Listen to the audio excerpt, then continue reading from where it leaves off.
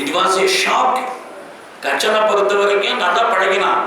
கச்சனை பொறுத்த வரைக்கும் குருவனுடைய புதல்வி, குருவனுடைய மகள், அதனால அவளிடத்துல ஒரு அன்பு இருந்தது. ஆனால் அந்த அன்பு என்பது ஒரு சகோதர பாசம் போன்று இருந்ததை தவிர அவன் மனதில் இந்த காதல் விவகாரம் எதுவுமே கிடையாது. ஆனா இவ மனதில் அவனிடத்தில் காதல் இருந்தது. அதனால அவன் சொன்னா என்ன கல்யாணம் பண்ணிக்கணும்னா, இவன் சொன்னா ஒண்ணு நீ என்னுடைய குருவனுடைய புதல்வி, அதனால உன்னை கல்யாணம் பண்ணிக்கூடாது. குருவனுடைய பெண்ணை எப்பொழுதுமே கல்யாணம் பண்ணிக்க கூடாது என்பது சாஸ்திரம். குரு என்பவர் தந்தைக்கு சமானமானவர். அதனால தந்தையினுடைய மகள் சகோதரிக்கு சமமானவள். அதனால அந்த கல்யாணம் பண்ணிக்கிற பிரச்சனையே கிடையாது. ரெண்டாவது, இப்ப நான் பிறந்ததே இவர் வயிற்றுல, இப்ப நான் செத்து போயிட்டேன் ஏற்கனவே. அதுக்கப்புறம் என்னை உயிர்ப்பித்தவர் உன்னுடைய தந்தை. அவருடைய வயிற்றில் நான் பிறந்ததுனால அவர் தந்தை மட்டுமல்ல தாயும் எனக்கு ஆகிவிட்டார். அதனால அவர் தாய் தந்தை போன்று இருக்கிற போது அவருடைய மகளை நான் கல்யாணம் பண்ணிக்கிறதுங்கிறது நடக்கிற காரியமே இல்லை. இது நம்முடைய பாரம்பரியத்திற்கு விரோதமானது. நீ என்னுடைய சகோதரி. இது சொல்ல வரேன்னு கேட்டீங்கன்னா, இதெல்லாம் ரொம்ப ரேரா எங்கேயாவது நடக்கும். இந்த ரேரா நடக்கிற போது இந்த ரெண்டு பேர்ல யாராவது ஒருத்தனுக்காவது சாஸ்திரமோ தர்மமோ தெரிஞ்சா இந்த தவறுகள் நடக்காது. அப்படி இல்லைன்னா இந்த தவறுகள் இங்கொன்றும் அங்கொன்றுமாக இப்பொழுதும் நடந்து கொண்டே இருக்கிறது. மறந்துடாதீங்க. அதாவது சித்தப்பம் பண்ண கல்யாணம் பண்ணிக்கூடாது, பெரியப்பம் பிள்ளைய கல்யாணம் பண்ணிக்கூடாது. ஏன்? அதெல்லாம் சகோதர உறவு. அதான் நம்ம எல்லாருக்கும் மனசுல பதிய வச்சிருக்கோம். ஒவ்வொரு வீட்டுல பிறக்கிற குழந்தை ஒரு ஆணா இருந்தாலும் பெண்ணா இருந்தாலும் அதுக்கு மாமன், தமிழ்நாட்டை பொறுத்த வரைக்கும் இப்ப மாமன் மகள்லாம் லவ் பண்ணலான்னு நம்மளே ஒரு லைசன்ஸ் கொடுத்துட்டோம். அது வேற முறமாப்பிள்ளைன்னு வேற ஆயிடுச்சவன். அதை விட மட்டும் இல்லாம அத்தை மகன்னா அவனுக்கு ஒரு பெரிய பிரிவிலேஜ், இவனுக்கு தான் அவனை கல்யாணம் பண்ணிக்கிறதுக்கு அப்படின்னு சொல்லிட்டு இது சாஸ்திரப்படி தப்பு. அது மாதிரி தெரிஞ்சுங்க. சாஸ்திரப்படி இது பாரத தேசம் முழுக்க இருக்கிற எந்த இந்துக்களும் மாமன் மகளை திருமணம் செய்து கொள்ள மாட்டார்கள், அத்தை மகனை திருமணம் செய்து கொள்ள மாட்டார்கள். இது தமிழ்நாட்டில் மட்டும் இருக்கக்கூடிய தென் பாரதத்தில் மட்டும் இருக்கிற விஷயம். இப்ப எங்கேயாவது போய் நான் என் மாமன்களை கல்யாணம் பண்ணிட்டீங்கன்னு நீங்க போய் மாராட்டாவில் சொன்னீங்கன்னா உங்களை ஏற இறங்க பார்ப்போம். ஏன் சொந்த சிஸ்டரே கல்யாணம் பண்ணிட்டு நீங்களா என்னடா இப்படி அநியாயம் பண்றீங்கம்மா? நம்ம பெரியப்ப பண்ண கல்யாணம் தான் எவ்வளவு ஷாக் ஆயிடும். அதே ஷாக் அவனுக்கு மாமன் மகளை கல்யாணம் பண்ணிட்டாலும் வரும். ஏன்னா எல்லாருமே உடன் பிறந்தவர்கள். நாம ஏன் அதை பண்றோம்? அதையும் உங்களுக்கு தெரியும் இல்லையா? அப்ப தமிழ்நாட்டில் நாம பண்றோமே, இது ரொம்ப அநியாயம் இல்லையா? அநியாயமா சார்? அந்த அநியாயத்தை நாம பண்ணிட்டு இருக்கோம். நாமளும் இந்துக்கள் அவர்களும் இந்துக்கள். அது எப்படி நடக்குதுன்னா, நம்ம ஊர்ல இருக்கிற சாஸ்திரத்துல ஒரு சின்ன இன்டர்பிரேஷன் பண்ணிவிட்டாங்க நம்ம முன்னோர்கள். அது என்ன இன்டர்பிரேஷன்னா, சகோத்திரத்துல கல்யாணம் பண்ணிக்க கூடாது என்பதுதான் நியதி.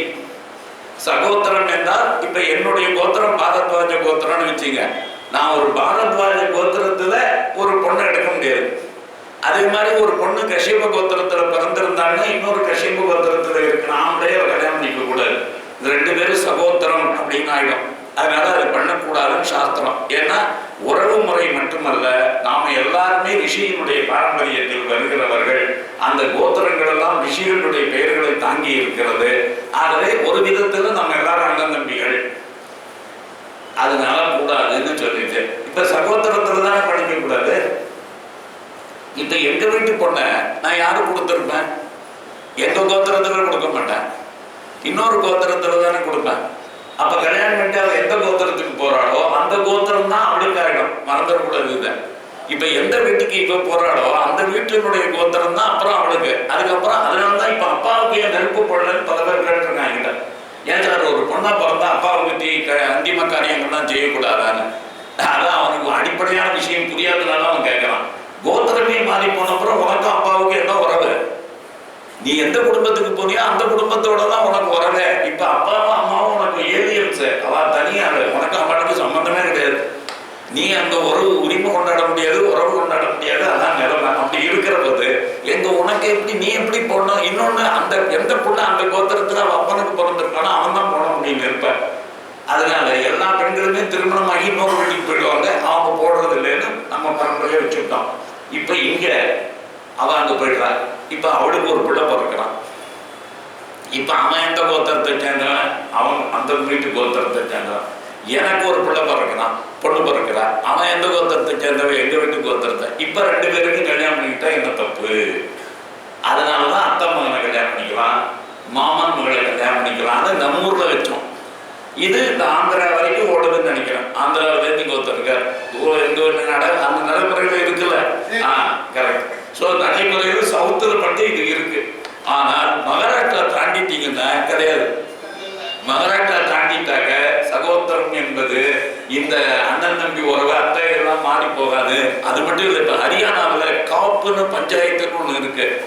நீங்க அடிக்கடி நியூஸ் பேப்பரை படிச்சீங்கன்னாக்க ஒரு பெண்ணையும் ஆணையும் அப்படியே உயிரோடு கொளுத்திடுவாங்க, ஒரு மரத்துல கட்டி வச்சு வெட்டிடுவாங்க. இதெல்லாம் நடக்கிறது. அந்த ஊர்ல எந்த போலீஸும் ஆக்ஷன் எடுக்கிறது இல்லை, எந்த அரசியல்வாதியும் ஒன்றும் செய்யறது இல்லை. அதெல்லாம் எங்க முடிவு எடுக்கிறாங்கன்னா காப்பு பஞ்சாயத்துல வச்சு முடிவு எடுத்துன்னு சொல்லுவோம். இந்த காப்பு பஞ்சாயத்துனா ஹரியானாவில் அந்த ஊர்ல இருக்கிற ஜாட் கம்யூனிட்டியில இது ஒரு பரம்பரையான ஒரு நாட்டாம, உள்ளூர் நாட்டாமன்னு வச்சுங்க. இந்த உள்ளூர் நாட்டாம தீர்ப்பு தான் அங்கெல்லாம். நீங்க இங்க சினிமாவில் மட்டும்தான் பார்க்க முடியும். அதனால இந்த நாட்டாம என்ன சொல்றீங்க கேட்கலாம் பாருங்க. அதே மாதிரி அங்க நாட்டாம சொல்றதுதான் விஷயம். இந்த நாட்டாம என்ன பண்ணுவான், எந்த ஆட்களுக்கெல்லாம் தண்டனைன்னா சகோதரத்துல இருக்கிற ஒரு பையனை லவ் பண்ணிட்டான். பெரியப்பா பிள்ளையோ சித்தப்பா பிள்ளையோ இல்லை. ஆனா நம்ம ஊர்ல சில ஆபத்துகள் நடக்குது சமயத்துல சித்தப்பா பிள்ளைய லவ் பண்ணி பிடிவாதம் பிடிக்கிற பெண்களை நான் பார்த்தேன். ஏன் அந்த உணர்வுகளை விதைக்கப்படவில்லை. உறவுகள் என்பது புனிதமான உறவுகள் எல்லாமே புனிதமான உணர்வுகளின் காரணமாகத்தான் எழுகின்றன. என்னுடைய மனைவியை நான் பார்க்கிற போது அந்த மனைவி என்கின்ற உறவும், அடுத்த வீட்டுக்காரனுடைய மனைவியை பார்க்கிற போது சகோதரி என்ற உணர்வும் என்னுடைய உள்ளத்தில் எதனால் எழுகிறது என்று சொன்னால் என்னுடைய உள்ளத்தில் ஆழமாக விதைக்கப்பட்டு இருக்கிற உணர்வுகளின் காரணமாக.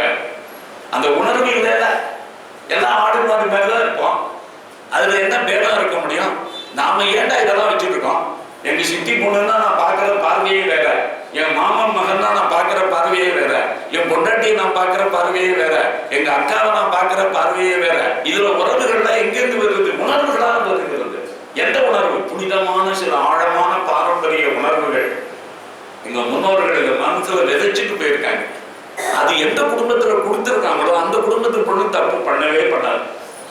அதுக்கு நிச்சயமா தெரியும் இது தப்பு அப்படின்னு. ஆனா அப்படி எந்த பிள்ளைக்காவது பொண்ணுக்காவது கொடுக்க மறந்துடுச்சுன்னா அந்த பெண்கள் பிள்ளைகளெல்லாம் இந்த தவறுகளை செய்யும். அதற்காக தான் இந்த சகோதர கல்யாணம் பண்ணிட்டு இன்னைக்கு கூட ஹரியானாவில் சகோதராவில் லவ் பண்ணின பையனையும் பொண்ணையும் உயிரோடு கொளுத்தப்பட்ட சம்பவங்கள் வருஷத்துக்கு 5-10 நடந்துகிட்டே இருக்கு. அவனை யாருன்னு இவனுக்கு என்ன தெரியும்? கோத்திரத்தை கண்டாடா இந்த காலேஜ் கேடு. அவன் மட்டுக்கு ஒரு காலேஜ் போகும்போது ஒரு பையனை பார்ப்போம், லவ் பண்ணிடுவோம். அவன் அதே கிராமத்தை சேர்ந்தவனா இருப்பான், இந்த பக்கத்து ஊராக்காரனா இருப்பான். அதுக்கப்புறம் 2 பேருடைய பேரண்ட்ஸுக்கு இந்த விஷயம் தெரிய வருகிற போது சகோதரம் கல்யாணம் பண்ணி கூடாதுமா. இப்ப இந்த பொண்ணுக்கு சகோதரன்னா என்னன்னு புரியாது, லவ் தான் இருக்கும், பிசிக்கல் அட்ராக்ஷன் தான் இருக்கும். அப்போ ஊர் பஞ்சாயத்துக்கு இந்த மேட்டர் வரும். ஊர்ல இருக்கிற பஞ்சாயத்துல சகோதரர் கூடாதுன்னா நீ மறந்துடுவன, அவனை கல்யாணம் பண்ணிக்கலாம் முடியாது, பேசாம போ, உனக்கு அண்ணன் மாதிரி வரலாம், அவன் உனக்கு நீ தங்க மாதிரி உனக்கு மாட்டேன் மாட்டையெல்லாம் திருமணம் இருக்கிறேன், மரத்தில் கட்டுக்கிறான், மரத்தில் கட்டிவிட்டு தீ வச்சு கொடுத்துருவோம், முடிஞ்சு வச்சுக்காத. வெளியில எந்த போலீஸும் கிடையாது, எந்த ஜட்ஜும் கிடையாது. இதுக்குதான் பெரிய அரசியல் சர்ச்சையே நடந்துட்டு இருக்கு. ஏன் இந்த ஹரியானாவில் இதை ஏன் அலோவ் பண்ண வேண்டியிருக்குன்னா எல்லா கட்சிக்காரனுமே இந்த ஜாதியில என்ன வரான். இப்ப இந்த ஜாதி நாட்டாமை எதிர்த்து ரூலிங் பார்ட்டியில இருக்கிற எவனுமே இதுக்கு ஒண்ணுமே செய்ய முடியாது. அவன் இது இல்லைன்னா ஊர்ல ஓட்டு விடாது சார். அவன் சொல்லலாம், காப்பை எதிர்த்துக்கிட்டு நாங்க எப்படி அடுத்த தேர்தலை சந்திக்கிறது, அடுத்த தேர்தலுக்கு நாங்க போடுமா வேண்டாமா, நீங்க மாட்டுக்கு என்னமோ நியாயம் நீதி போலீஸ் கோர்ட்டின்னு சொன்னீங்கன்னா இது இந்த கிராமத்துல எடுபடுமா? இவங்க சொல்றதுதான் இங்க நடக்கும். எதுக்கு சொல்றேன் உங்களுக்கு, இந்த விஷயத்துல ஒரு சுக்கராச்சாரியாருடைய பொண்ணு கூட, இப்ப சுக்கராச்சாரியார் யாரு? ஒரு மிகப்பெரிய ஆச்சாரியம், அவர் வீட்டு பொண்ணு. அப்ப அவர் வீட்டு பொண்ணுக்கு இந்த ஆழமான உணர்வுகளை கொடுத்திருப்பாரா, கொடுக்க மாட்டாங்க. ஒரு குருவனுடைய மகள் தன்னுடைய அப்பாவினிடத்துல சிஷியனாவர பையனை லவ் பண்ணக்கூடாதுங்கிறது அவளுக்கு தெரியுமா தெரியாதா? அதை மீறித்தானே அவள் லவ் பண்ணினான், அதை மீறித்தானே லவ் பண்ண. அதனாலதான் சொன்னேன், இதெல்லாம் காலங்காலமாகவே இப்படிப்பட்ட விபரீதங்கள் சில நேரங்களில் நடந்தே தீரும். அந்த மாதிரி விபரீதம் நடக்காம இருக்கணும்னா இந்த உணர்வுகளை ஆழமாக சிறு வயதிலிருந்து குழந்தைகள் மனதில் பதிய வைக்கணும். அப்படி பதிய வைக்கலைன்னா நம்ம எவ்வளவுதான் ரொம்ப பியூர் அண்ட் பெர்ஃபெக்டா இருந்தாலும் நம்ம பிள்ளைங்க தப்பு பண்ணுகிற போது நம்மளால ஒண்ணுமே செய்ய முடியாது. இப்ப அதுதான் இவளுக்கு தேவயானிக்கு இந்த விஷயம் வந்து உடனே அவன் சொல்லிட்டு அவன் உறுதியா இருந்துட்டான். ஏன்னா அவன் பிரகஸ்பதி பிள்ளை, சாஸ்திரம் தெரிஞ்சவன். அது மட்டும் இல்லாம இவ அப்பா வயிற்றுல இருந்து பிறந்திருக்கான். இவங்க அப்பாவே இவனுக்கு அம்மா, இப்ப அப்பா அம்மா எல்லாமே இவன் தான், இவர் தான். அதனால சுக்கராச்சாரியார் பிள்ளை நான் திருமணம் செய்து கொள்ள மாட்டேன் நிச்சயமாக. உடனே அவ சொன்னான், உனக்கு இந்த வித்தையானது பலிக்காமல் போக கடவுதுன்னு சாபம் கொடுத்தான். எந்த வித்தையை கத்துக்கிறதுக்காக எங்க அப்பாட்ட வந்தியோ அந்த வித்தையே உனக்கு பலிக்காமல் போக கடவுது அப்படின்னா. அதாவது ஆத்திரத்துல இவன் சொன்னா, நிச்சயமா எனக்கு பலிக்காம போனாலும் கூட நான் இன்னொருத்தனுக்கு உபதேசம் பண்ணி அவன் மூலமாக இதை பலிக்கும்படியாக செய்து விடுவேன். அதனால இதை நான் வேற ஒருத்தனுக்கு உபதேசம் பண்ணிட்டு போயிட்டே இருப்பேன். அதனால இதை நானே அப்ளை பண்ணணுங்கிற அவசியம் கிடையாது. அதனால தேவர்களை பிழைக்க வைக்க நான் வேற வழி கண்டுபிடிச்சிக்கிறேன், வேற ஒரு ஆளுக்கு உபதேசம் பண்றேன். அதனால உன் சாமம் என்ன ஒண்ணும் பண்ணாது அப்படின்ட்டான். அப்படி கடந்துகிற போது அவன் ஒரு சாபம் கொடுத்தான். அவன் சொன்ன, இந்த நீ கற்ற வித்தை உனக்கு பயன்படாதுன்னு. இப்ப இவர் சொன்னான், உன் சாபத்தால் எனக்கு இந்த வித்தை பலிக்காமல் போனாலும் கூட நான் யாருக்கு கற்பிக்கின்றேனோ அவர்களுக்கு இது பயன்படும். இப்ப நான் உன்னை சபிக்கிறேன்.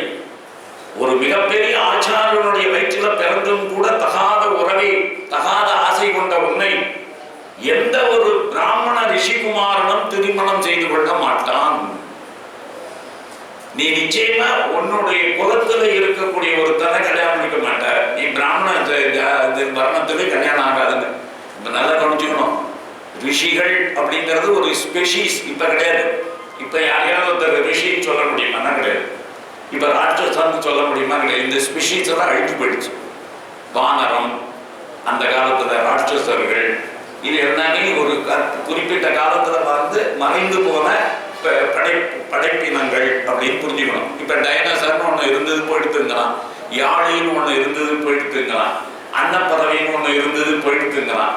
இப்ப அன்னப்பறவையெல்லாம் உங்க இலக்கியத்துல உதாரணத்துக்கு தான் காட்ட முடியும். ஒரு அன்னப்பறவையை காட்ட முடியுமா? நீங்க அன்னப்பறவையை காட்ட முடியாது. எந்த பறவையும் அன்னப்பறவைன்னு சொல்ல முடியுமா? சொல்ல முடியாது. அதுவே கிடையாது. அது போல ரிஷிகள் என்பவர்கள் ஒரு ஸ்பெஷிஸ், ஒரு படைப்பினம். மனிதர்கள் எல்லாம் ரிஷிகள் அல்ல.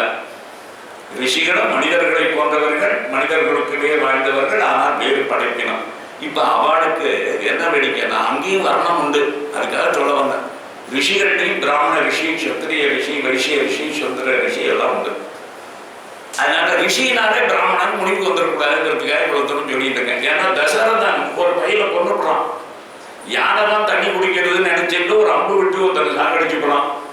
அந்த ரிஷிகுமாரன் செத்து போயிட்டான். இப்ப அவன் பக்கத்துல போய் தசரதன் போய் நின்றுட்டு, ஐயோ நான் அவனை கொண்டுட்டேனே, ஐயோ எனக்கு இந்த பாவம் வந்துருத்தேன் அப்படின்னா அழறான். அப்ப அவன் சொல்றான், உனக்கு உண்மையிலேயே என்னை கொண்டதுனால ஒரு பாவம் தான். எங்க அப்பா அம்மா 2 பேருக்கும் கண்ணு தெரியாது. அவளுக்கு தீர்த்தம் எடுத்துட்டு போறதுக்காக நான் வந்தேன். குடிக்கிறதுக்கு ஜலம் கொண்டு போகிறதுக்காக வந்து அந்த நேரத்துல என்னை கொண்டுட்ட. அதனால அவ ஜலத்துக்காக நான் வருவேன்னு காத்துட்டு இருப்பா. கொண்டு போய் குடுந்த உண்மையை சொல்ல வாழ்ட்ட. ஆனா அவளை சபிக்காம விட மாட்டேன். ஆனா உனக்கு நான் இப்போ ஒண்ணு சொல்றேன், உனக்கு பிரம்மஹத்யா தோஷம் வராதுங்கிறான். உனக்கு பிரம்மஹத்யா தோஷம் வராது அப்படின்னு சொல்லிட்டு, நான் ரிஷிகுமாரன் தான். எங்க அப்பா ஒரு வைசியர், எங்க அம்மா ஒரு சூத்திர ரிஷி. ஆகவே அவளுக்கு பிறந்தவன் தான். அதனால நிச்சயமாகவே உனக்கு எந்த விதத்திலும் கூட, இப்ப நல்லா கவனிச்சுக்கணும், ரிஷிகளுடைய பாரம்பரியம் இருந்த காலத்திலேயே கூட இந்த வர்ண கலப்பு என்பது அங்கொன்றும் இங்கொன்றுமாக நிகழ்ந்து விட்டது. இப்ப அவர்களுக்கு பிறந்த பிள்ளைங்கிறதுனால பிரம்மஹத்தி தோஷம் வந்துடாதுடா, பிராமணனை கொண்ட பாவம் உனக்கு வராது போட்டான். தசரதனுக்கு வால்மீகி ராமாயணத்துல இத வால்மீகி ஸ்பெசிபிக்கா சொல்றாரு, இந்த ரிஷி பிராமணர் அல்ல அப்படிங்கிற விஷயத்த ரெக்கார்ட் பண்ணி வச்சிருக்க. அதுக்காக சொல்றேன். அதனால இப்ப நமக்கு என்ன புரியணும்னா, இவங்க சொன்னா நீ பிராமண கல்யாணம் பண்ணிக்கவே மாட்டேன் அப்படின்ட்டான். இது நடந்துருது. இப்ப இன்று உனக்கு எந்த இந்த ரிக்கின் மந்திரத்தினாலே ஒன்றிய நன்மை என்றும் உதவுறாது. இவன் உடனே எதிர்த்தோட்டான். மனம் செய்யார் மறையோர் நின்னை இறை செய் மன்னவன்பாலாக. நான் உனக்கு ஒரு சாபம் கொடுக்கிறேன். நீ உனக்கு பிராமணன் வீட்டுல நிச்சயமா உங்க அப்பா எந்த ஆச்சாரிய பரம்பரையை சேர்ந்தவரோ அது போன்ற ஒரு பிராமணருடைய குடும்பத்துல உனக்கு நிச்சயமாக சம்பந்தம் கிடைக்காது. நீ ஒரு சத்திரியன் வீட்டுல தான் வாக்கப்படுற. நீ சத்திரியன் தான் கல்யாணம் பண்ணிக்க போற அப்படின்ட்டான். இவ கொஞ்சம், அதாவது இதெல்லாம் இந்த காதல் மண்ணங்கட்டி இது எல்லாமே ஒன்றும் நிரந்தரமும் கிடையாது, இது மாதிரி ஒரு உலகத்திலேயே ஒரு விஷயமே கிடையாதுங்கிறத புரிய வைக்கிறதுக்காக நடக்கக்கூடிய ஒரு சின்ன சம்பவம். இவன் போயிட்டான். இவன் உண்மையிலேயே இவன் மேல காதல்னாக்கா அப்படியே தானே இருந்திருக்கணும். இப்பெல்லாம் பல பேர் சொல்றாங்க இல்லையா, நான் காதலித்தால் ஒருவனைத்தான் காதலிப்பேன், ஆயுசு முழுக்க அவனை நினைத்துக் கொண்டு இருந்தாலும் இருப்பேனே தவிர நிச்சயமாக வேறு ஒருவரை திருமணம் செய்து கொள்ள மாட்டேன். இது அத்தனை அம்பக்கு. அப்படி ஒண்ணு உலகத்திலே கிடையாதுங்கிறத புரிஞ்சுக்கணும். அப்படி உலகத்திலேயே ஒண்ணு கிடையாதுங்கிறத புரிஞ்சுக்கிட்டால காதல் என்பதே பொய்யான ஒரு உணர்வு. ஒரு காதல் என்பதே உலகத்தில் ஒண்ணு கிடையாது. நேசம் என்பதே ஒண்ணு கிடையாது. தர்மம் உண்டு, வாழ்க்கை உண்டு, உறவுகள் உண்டு. ஆனால் இந்த மாதிரி விஷயங்கள் எதுவுமே கிடையாது. இவன் என்ன பண்ணா, இவன் போயிட்டான். கொஞ்ச நாள் கழிச்சு இந்த ரிஷபர்வா அப்படிங்கிற அசுர ராஜா, அவனோட கூட தான் இப்பொழுது இவன் அப்பா இருக்கிற சுக்கராச்சாரியார். இந்த சுக்கராச்சாரியாருடைய பொண்ணு தேவயான, இவ பிராமணத்தி. இப்ப இந்த ரிஷபர்வா சத்திரியன். அந்த ரிஷபர்வாவனுடைய மகள் சர்மிஷ்டா அப்படின்னு பேர் அவளுக்கு. அவளும் இவளும் ஃப்ரெண்ட்ஸ். ஏன்னா ஆச்சாரியனுடைய பொண்ணு, இவர் ராஜாவனுடைய பொண்ணு. அதனால ரெண்டு பேரும் கேம்ஸ் விளையாடுறதுக்கெல்லாம் போவாங்க. அப்படி ஒரு நாளைக்கு போய் விளையாடிட்டு இருக்கிற போது எல்லாரும் தங்களுடைய மெயின் ட்ரெஸ் அவுத்து வச்சுட்டு குளிச்சுட்டு இருந்தாங்க. அப்படி குளிச்சு எல்லாரும் விளையாட்டு முடிஞ்சு ஒரு பெரிய அந்த இடத்துல ஒரு நதி ஏதோ ஓடுதுன்னு வச்சுக்கோம். அந்த இடத்துல அவங்க எல்லாம் குளிச்சுட்டு இருந்தாங்க. அப்ப கரையில கலைந்து வைத்திருந்த ட்ரெஸ்ஸை திரும்ப வந்து போட்டுக்கணும். அப்படி போட்டுக்கிற போது இந்த காத்து என்ன பண்ணிட்டுனாக்க, காத்து வேகத்துல யார் யார் எங்கெங்க கட்டி வச்சிருந்தாங்களோ ட்ரெஸ்ஸை அதாவது அந்தந்த இடத்துல இல்லாம கலைஞ்சு போயிடுச்சு. அதனால இப்ப நான் இங்க வச்சுட்டு போறேன்னா ஒரு ட்ரெஸ்ஸை இந்த இடத்துல தான் வச்சிருக்கேன் நினைச்சுட்டு போவேன், இன்னொருத்தர் அங்கதான் வச்சிருக்கேன் நினைச்சுட்டு போவார். இப்ப திரும்பி வருகிற போது அந்த ட்ரெஸ் அப்படி இல்லை. ஆனா போகிற போது எந்த உணர்வுல போனோம், இந்த இடத்துலதான் என் ட்ரெஸ் இருக்குன்னு நினைச்சுட்டு தானே போனோம். அந்த மாதிரி இந்த சர்மிஷ்டை என்ன பண்ணிட்டா, இந்த அசுர ராஜா அவனுடைய பொண்ணு, அவ வந்து தான் எங்க வச்சோமோ அங்க போய் எடுத்தா. அந்த இடத்துல இருந்தது இப்ப தேவயானியோட ட்ரெஸ். இப்ப தேவயானி இருந்த இடத்துல சர்மிஷ்டியோட ட்ரெஸ் இடம் மாறிடுது. ஆனா முதல்ல இந்த தேவயானியுடைய அந்த ட்ரெஸ்ஸை எடுத்து இந்த சர்மிஷ்ட போட்டுனுட்டா. அங்க இருந்து இந்த தேவயானி வந்தா. இவன் உடம்புல இந்த ட்ரெஸ்ஸை பார்த்தா. இந்த பெண்கள்லயே ஒரு பெரிய கெடுதல் என்னன்னு, யார் சட்டையும் யாரும் போட்டுக்கூடாது, யார் வெட்டியும் யாரும் கட்டிக்கூடாது. இது பரம்பரை மரபு. ஆனா ஒரு ஆம்பளை வெட்டியை ஒரு ஆம்பளை கட்டிட்டான்னா பெரிய சண்டை போட்டதுக்காக அவனை குடிப்பிப்பிடி சண்டையெல்லாம் போட மாட்டான், சரி விட்டுருவோம். ஆனா இதே ஒரு பொம்பளை புடவையை இன்னொத்தி கட்டிட்டான்னு வச்சுங்க, நம்ம குடும்பத்துல இருக்கிற ஒத்தியினுடைய புடவைய தப்பி தவறி ஒரு நாளைக்கு ஆசையினாலேயோ இல்லைன்னா தவறுதலாகவோ வேறொருத்தி கட்டிட்டான்னா எப்படி நீ என் புடவையை கட்டுறோம், எப்படி நீ என் புடவையை கட்டுறோம் அப்படின்னு போய் அந்த சண்டை இருக்கு பாருங்க. அது மாதிரி உலகத்திலேயே எதுவுமே கிடையாது. அவ்வளவு பொசசிவ்னஸ் பெண்களுக்கு, தன்னுடையதை யாரும் எதுவும் பயன்படுத்தி விடக்கூடாது அப்படிங்கிறதுல. இது ஆண்களை விட பெண்களுக்கு இந்த சைக்காலஜி ஜாஸ்தி. அதெல்லாம் தான் புரிஞ்சுக்கணும். இது ஆண்களுக்கும் உண்டு, ஆனா ரொம்ப குறைவு. இது பெண்களுக்கு ஜாஸ்தி. அதனால இவ அங்கேருந்து வந்து, என்னடி திமிரு உனக்கு, உன் மனசுல என்ன நினைப்பு? உங்க அப்பாவுக்கு, எங்க அப்பா ஆச்சாரியன், ஒரு ஆச்சாரியனுடைய பொண்ணுனா குருவனுடைய பொண்ணு, ஒரு குருவனுடைய பொண்ணு, ஒரு கேவலம் அவரிடத்துல அடிமையாக இருக்கக்கூடிய உங்க அப்பா அவனுடைய பொண்ணாக இருக்கிற நீ இதை எடுத்து இந்த ட்ரெஸ்ஸை போட்டுட்டேடு, என் ட்ரெஸ் அவ ஏன் ட்ரெஸ் மாறித்துன்னு கூட கேட்கல. நான் உயர்ந்தவள், நான் ஆச்சாரியனுடைய மகள், நீ வந்து அந்த ஆச்சாரியனுக்கு ஆட்பட்டு இருக்கக்கூடிய அடிமைப்பட்டு கிடக்கக்கூடிய இந்த ரிஷபர்வா அப்படிங்கிற ராஜாவோட பொண்ணு, நீ எப்படி இதை கட்டிக்கலாம் அப்படின்னா, அது ஏதோ காத்துல பறந்து வந்துருச்சு, நான் மாத்தி கட்டிவிட்டேன். இப்ப என்னடி எதுக்கு வேணா அவுத்து கொடுத்துட்டு போறேன், இது முடிஞ்சு போயிட்டு கதை, இதுக்கு என்ன பெருசா அதே மாதிரி நீ கட்டலாம். திரும்ப திரும்ப திரும்ப திரும்ப, அதாவது இந்த தேவயானி சர்மிஷ்ட இந்த ரெண்டு பேர்ல யாரு ரொம்ப முசுடு அப்படின்னாக்க இந்த தேவயானி தான். அதனால இந்த தேவயானி அதை சொல்லிக்கிட்டே இருந்தார். அதனால இவர் உடனே இவருக்கும் ஆத்திரம் வந்துடுது. அதனால இந்த சர்மிஷ்ட சொன்ன, என்னடி பெரிய ஆச்சாரியன் மண்ணாங்கட்டி, உங்க அப்பா குரு, எங்க அப்பா உங்க இடத்துல அடிமையா இருக்கிறவர, எங்க அப்பாவை அண்டி பிழைக்க வேண்டிய உங்க அப்பா, உங்க அப்பனுக்கே சம்பளமே மாசம் மாசம் எங்க அரண்மனையில இருந்து தான் போகுது, மறந்துடாத. என்ன நீ என்னமோ பெரிய இண்டிபெண்டன்ட் நினைச்சு பேசிட்டு இருக்க, எங்க அப்பா சம்பளம் கொடுக்கலன்னா உங்க வீட்டுல அடுப்பு தெரியுமா, உங்க வீட்டுல உனக்கு சாதம் கிடைக்குமா, என்னடி கிடைக்கும் அப்படி இப்படின்னு இவன் கேட்டு, நீ கேவலம் ஒரு பிச்சைக்காரி, உனக்கு என்னடி உன் துடுக்குத்தனமான பேச்சுக்கு சரியான தண்டனை இதுதான். 2 பேரும் சண்டை போட்டுருந்தாங்க. நீங்க இதுக்கு முன்னாடி குழாயடிக்கு போனோம். ஒரு குழாயடியில் மெட்ராஸில் கார்பரேஷன் இதில் போனீங்கன்னாக்க இது என்னங்கிறத பார்த்துக்கலாம். அது கடைசியில் போய் பிடிச்சி நிறுத்திக்கும் போது இவன் முடிய அவன் பிடிக்க, அவன் முடிய இவன் பிடிக்க, தூக்கி என்ன பண்ணா பக்கத்தில் ஒரு பாழு கிணறு, அது தூக்கி போட்டு போயிட்டாரு தேவயானி. இந்த சர்மிஷ்டை அப்படிங்கிறவ தேவயானியை தூக்கி ஒரு பாழங்கணத்துல போட்டுட்டு போயிட்டார். இப்ப இவன் உள்ளுக்குள்ள அம்போவம்மான்னு கத்தின்னு இருக்கா. அவ ராஜாவோட பொண்ணு, எல்லா தோழிகளும் அவளோட போயிட்டாங்க. இவ தனியா கடல்தான் துவைக்கிறாங்க. இவளுக்கு யாருக்கும் ஹெல்ப் பண்றதுக்கு ஆள் கிடையாது. ஆனா இந்த உள்ளுக்குள்ள மாட்டிட்டோன்னு யாரு தகவல் சொல்றது? இப்பதான் நம்ம இந்த பரத வம்சத்திலேயே பார்க்கக்கூடிய ஒரு முக்கியமான சத்திரியன் யயாதி, சந்திர வம்சத்தை சேர்ந்தவன் நகுஷன் அப்படின்னு வந்தான். அவனுடைய புள்ள யயாதி அப்படின்னு ஒரு சத்திரியன். அந்த இளைஞன் அப்பொழுதுதான் அங்க வரான். அப்படி வந்தவன் எதேச்சியா என்னமோ ஒரு சத்தம் கேட்குது அப்படின்னு இந்த கிணத்துல எட்டி பார்த்தான். கிணத்துல எட்டி பார்த்தா ஒரு பொண்ணு துவைச்சிட்டு இருக்கா உள்ளுக்குள்ள. அதனால என்ன பண்ணா, அந்த படியெல்லாம் இருக்கும் அந்த கிணறுகளெல்லாம், அந்த கிராமங்கள்ல கிணறுகளெல்லாம் ஒரு சின்ன கல் வச்சிருப்பான் படியை. அந்த படியில ஏறி இவன் கையை தூக்கி விட்டான். கையை தூக்கி விட்டவுடனே அவ வெளியில வந்துட்டான். வெளியில வந்தவுடனே இவ பேசாம தானே இருக்கணும். ஒரு காலத்துல கச்சனை என்ன கல்யாணம் பண்ணிக்கும்னு சொல்லிட்டு அவன் கல்யாணம் பண்ணிக்க மாட்டேன்னு சொன்னோடனே சாபம் கொடுத்தா இல்லையா? அப்ப உண்மையான அது காதலே இல்லை, காமந்தாங்கிறது என்ன புரிஞ்சு போச்சுன்னாக்க, நீ என்ன நம்ம 2 பேரும் சேர்ந்து போலாம் வாங்குற. இவன் கையை தூக்கி விட்டுட்டு என்னன்னு கேட்டா, என்னுடைய வழக்கையை பற்றி நீ எப்பொழுது என்னை தூக்கி விட்டாயோ அப்பொழுதே நான் உன் மனைவியாகி விட்டேன். அதனால இப்ப நம்ம 2 பேரும் கணவன் மனைவி, அதனால போலாம் வா அப்படிங்கிற அவர். இவனுக்கு ஆச்சரியம். இவன் நல்ல குடும்பத்துக்குள்ள, இவன் சத்திரியன். அப்படி இருக்கிற போது இவன் சொன்னா, அடி பாவி என்ன இப்படி எல்லாம் பேசுற, நான் ஏதோ நீ கீழே கிடக்கேன்னு சொல்லிட்டு உன்னை தூக்கி விட்டலாம் அப்படின்னு சொல்லிட்டு நான் தூக்கி விட்டாக்க நீ வரதுக்கு பிடிச்சி தூக்கி விட்ட, அதனால நான் தான் உனக்கு புருஷன் அப்படி இப்படின்னு சொல்லிட்டு இருக்கேன். அது நடக்காது. அதுக்கு என்ன காரணம் தெரியுமா? நீ ஒரு பிராமணத்தி, நான் ஒரு சத்திரியன். அதனால உன்னை கல்யாணம் பண்ணிக்கிற பிரச்சனையே கிடையாது. அதுவும் இல்லாம உங்க அப்பா சுக்கராச்சாரியாருக்கு தெரிய வந்ததுன்னா இந்த விஷயம் அதோட அவுட்டு, மறந்துடாது. அதனால தயவு செய்து இதோட விடு அப்படின்னு சொல்லிட்டு இவன் பேசாம போயிட்டான்.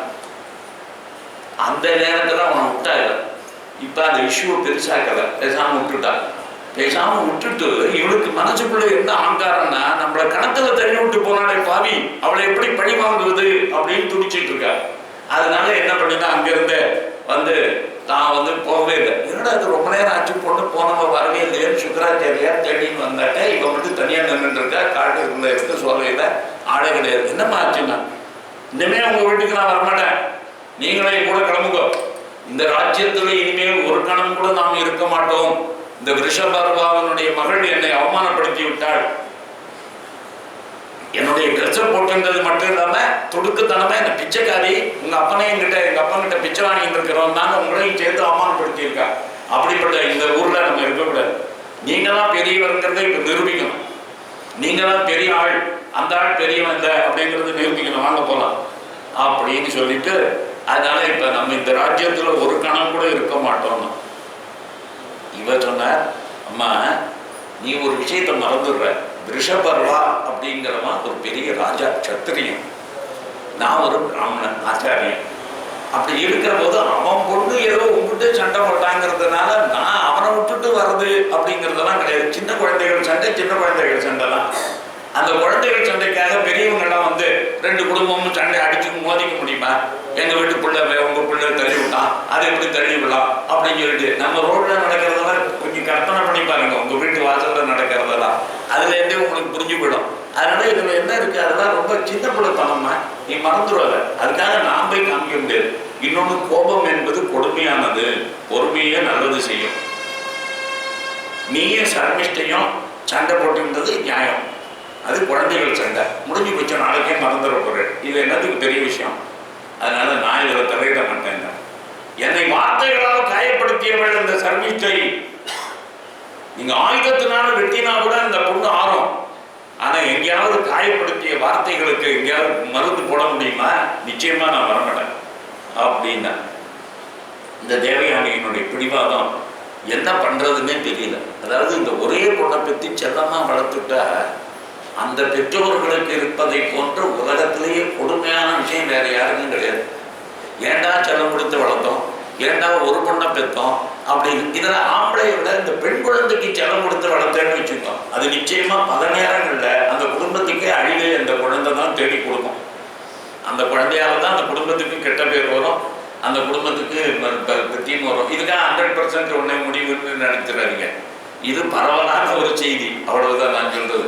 அதனால இதை புரிஞ்சுக்கணும். இப்ப சொன்னார் நான் என்ன பண்றது, அதனால இவரும் முடிவெடுத்துட்டேன். சரி போலாமா, நானும் வந்துடுறேன். ரிஷபர்வாட்ட ஒரு வார்த்தை சொல்லிட்டு போவோம், போறதுதான் போறோம், இந்த தேசத்துல இருக்கக்கூடாதுன்னு முடிவாயிடுதுன்னேன். அதனால ராஜ்யத்தை விட்டு போகிற போது நம்ம ஒரு வார்த்தை சொல்லிட்டு போலான்னா உடனே ரிஷபர்வாட்ட என் பொண்ணுக்கும் ஏதோ சண்டை, ஆனா என் பொண்ணுக்கு எனக்கு ஒரே பொண்ணு ஒரே செல்லம், அதுக்கு ரொம்ப செல்லம் கொடுத்து வளர்த்துட்டேன்.